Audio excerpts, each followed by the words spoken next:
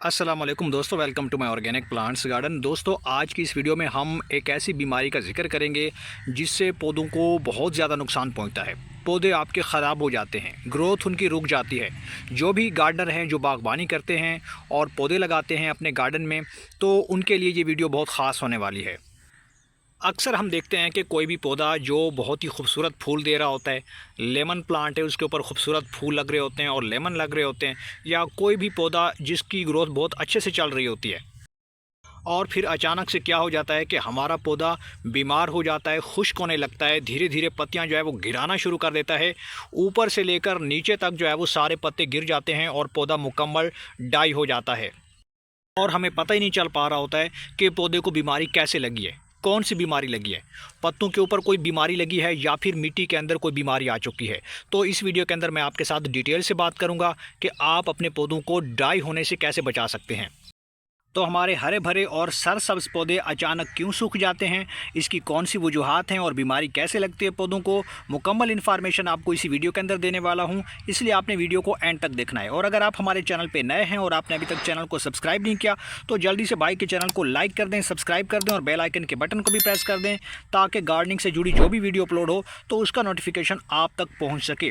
तो चलिए दोस्तों, वीडियो को शुरू करते हैं।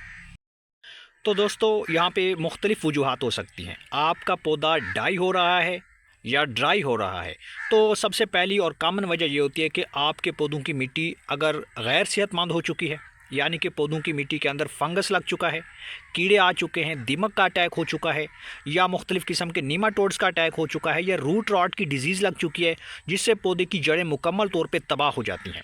पौधे की जड़ों का काम यही होता है कि वो न्यूट्रिएंट्स को इंटेक करती हैं, और न्यूट्रिएंट्स को इंटेक न करना ये पौधे की जड़ों की ख़राबी की निशानी होती है। यानी कि पौधे की जड़ें अगर मुकम्मल तौर पे सेहतमंद नहीं होंगी, अच्छे से ग्रो नहीं करेंगी और उनका फैलाव नहीं बढ़ पाएगा, रूट बॉल नहीं बढ़ेगा, रूट स्ट्रक्चर जो है वो डेवलप नहीं होगा, तो तब तक पौधे की ग्रोथ जो है वो रुकी रहती है, रिटार्ड होती है, क्योंकि पौधे की जड़ें अनहेल्दी हो चुकी हैं। फंगस बहुत ही बुरे किस्म का एक जानदार होता है जो आपके पौधों को नुकसान पहुँचा रहा होता है, और धीरे धीरे ये अटैक करता जाता है और उसका जो दायरा कार होता है वो बढ़ता जाता है। मुकम्मल तौर पे जो है आपकी जो पौधे हैं, चाहे वो छोटे पौधे हैं या फिर बड़े पौधे हैं, देखते ही देखते आपके पौधे ऊपर से नीचे तक ड्राई होना शुरू हो जाते हैं और सूखना शुरू कर देते हैं।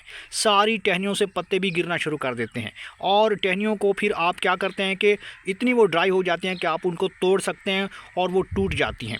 इसके बाद दोस्तों, दूसरी बड़ी वजह ये हो सकती है कि पौधों के ऊपर इंसेक्ट्स का अटैक हो चुका है, यानी कि पौधों के पत्तों के जो मार्जिन्स हैं वो इस तरीके से जो है वो साइडों से खाए जा रहे हैं, यानी कि इंसेक्ट्स आ रहे हैं, कीड़े आ रहे हैं, रात को पतंगे आ जाते हैं, स्नेल्स का अटैक हो जाता है। ऐसे कीड़े आ जाते हैं जो पत्तों के पीछे छुपे होते हैं और वो पत्तों को जो है वो इस तरीके से खा रहे होते हैं। आप देख सकते हैं ये पौधे का जो पूरा एक साइड है लीफ का वो गायब हो चुका है, और एक मिड रिब जो है वो बीच में बची हुई है, और एक साइड से मार्जिन बचा हुआ है लीफ का। इस तरीके से ये क्या करते हैं, जो भी इंसेक्ट्स अटैक करते हैं वो पौधों का जो रस होता है उसको वो चूसते रहते हैं और पौधे को खोखला कर देते हैं। प्लांट्स के जो लीव्स होते हैं ये बहुत इंपॉर्टेंट होते हैं, वो सब जानते हैं कि इसके अंदर क्या होता है। फोटोसिंथेसिस का प्रोसेस होता है, इसी के अंदर जो है वो खुराक बनने का प्रोसेस हो रहा होता है। और जब पौधे के पत्ते अनहेल्दी हो जाएंगे, गैर सेहतमंद हो जाएंगे, बीमार हो जाएंगे, और तो इस तरीके से पौधों के पत्ते जब डैमेज होना शुरू हो जाएंगे तो जाहिर सी बात है कि पौधा प्रॉपर खुराक तैयार नहीं कर पाएगा, जड़ों तक नहीं पहुंचा पाएगा, और जड़ें भी न्यूट्रिएंट्स को इंटेक नहीं कर पाएंगी, तो पौधा आपका डाई हो जाएगा और इस तरीके से आपका पौधा मुकम्मल ग्रोथ खो देता है। तो दोस्तों, समर सीज़न के अंदर काफ़ी सारे इंसेक्ट्स जो है वो एक्टिव हो चुके होते हैं। इसमें नॉकटर्नल इंसेक्ट्स भी आ जाते हैं, रात के वक्त वो खाते हैं, पत्तों को नुकसान पहुंचाते हैं, दिन के वक्त भी आते हैं। तो इनसे कैसे हमने जान छुड़ानी है, तो इस तरह के इंसेक्ट से आपने पौधों को कैसे बचाना है, और अगर पौधों की मिट्टी के अंदर फंगस लग गया है तो उसे आप कैसे एलिमिनेट करेंगे।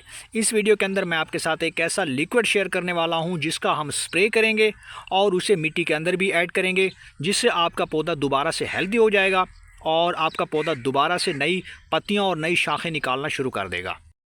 तो दोस्तों, आपने करना यह है कि सबसे पहले आपने कोई बोतल ले लेनी है। इस तरह की आपने कोई प्लास्टिक की बोतल लेनी है, और उस बोतल के अंदर आपने तकरीबन 1 लीटर तक पानी जो है वो ऐड कर देना है। कुछ इस तरीके से मैं इस बोतल के अंदर पानी ऐड कर देता हूँ। इसके बाद दोस्तों, इस बोतल के अंदर आपने इस नीम ऑयल का इस्तेमाल करना है। ये नीम ऑयल आपको किसी भी गार्डनिंग स्टोर से आसानी से मिल जाता है और ये ऑर्गेनिक होता है। इसको हम इस्तेमाल इसलिए कर रहे हैं कि इससे आपके जितने भी पौधे के ऊपर इंसेक्ट्स का अटैक हो गया है या पौधों की मिट्टी के अंदर फंगस आ गया है तो ये मुकम्मल तौर पे आपके पौधों को सेहतमंद बना देगा। तो यहाँ पे मैंने तकरीबन 1 चम्मच के बराबर ये नीम ऑयल जो है वो इस पानी वाली बोतल के अंदर डाल दिया है। इसके बाद अब आपने इस बोतल को अच्छे तरीके से शेक कर देना है ताकि ये मुकम्मल तौर पे आपका जो ऑर्गेनिक लिक्विड है, जो नीम ऑयल है, ये मिक्स हो जाए। तो दोस्तों मैंने इसे अच्छे तरीके से शेक कर लिया है और नीम ऑयल हमारा मुकम्मल तौर पे इस पानी के अंदर डिज़ोल्व हो गया है। अब आपने करना यह है कि इसके ऊपर आपने एक स्प्रेयर जो है वो टाइट कर लेना है कुछ इस तरीके से। स्प्रेयर टाइट करने के बाद हमने अपने पौधों को अच्छे तरीके से इससे स्प्रे कर देना है। स्प्रे ऐसे करें कि तमाम जो पौधे के पत्ते हैं आगे पीछे से वो तमाम के तमाम धुल जाएं और अच्छे से पौधे के पत्ते नहला जाएं। मुकम्मल पौधा आपका इससे महफूज रहेगा। ख़ास तौर पे जितने भी इंसेक्ट्स हैं जो दिन के वक्त पौधों को ख़राब करते हैं या रात के वक्त पौधों को खाते हैं तो उनसे आपका पौधा महफूज रहेगा। ये ऑर्गेनिक स्प्रे है, ये एक बेहतरीन फंजीसाइड भी है, इंसेक्टिसाइड भी है और पेस्टिसाइड भी है। तो ये बड़े अच्छे से काम करता है दोस्तों और मुकम्मल आपके पौधे के पत्ते जो है वो इससे महफूज रहेंगे और वो अच्छे से पौधा आपका ग्रो कर पाएगा। तो यहाँ पे मैंने अच्छे से स्प्रे कर लिया है। कोशिश करें कि इस स्प्रे को आप इवनिंग टाइम पे करें, यानी शाम के वक्त करें, ये ज़्यादा बेहतर रहेगा। अगर आप सवेरे करेंगे तो फिर दिन की धूप की वजह से पौधों के पत्तों के ऊपर धूप पड़ने की वजह से ये जो ऑर्गेनिक जो लिक्विड है इसका असर जो है वो ख़त्म हो जाता है और आपके पौधों को अच्छे तरीके से ये बचा नहीं पाएगा। तो इस स्प्रे के बाद अब आपके पौधों के पत्तों के ऊपर किसी तरह का कोई बीमारी का अटैक नहीं होगा। ये हो गया पहला तरीका दोस्तों। अब आपके पौधों की मिट्टी के अंदर अगर कीड़े आ चुके हैं, फंगस लग चुका है तो हमने उसे कैसे एलिमिनेट करना है।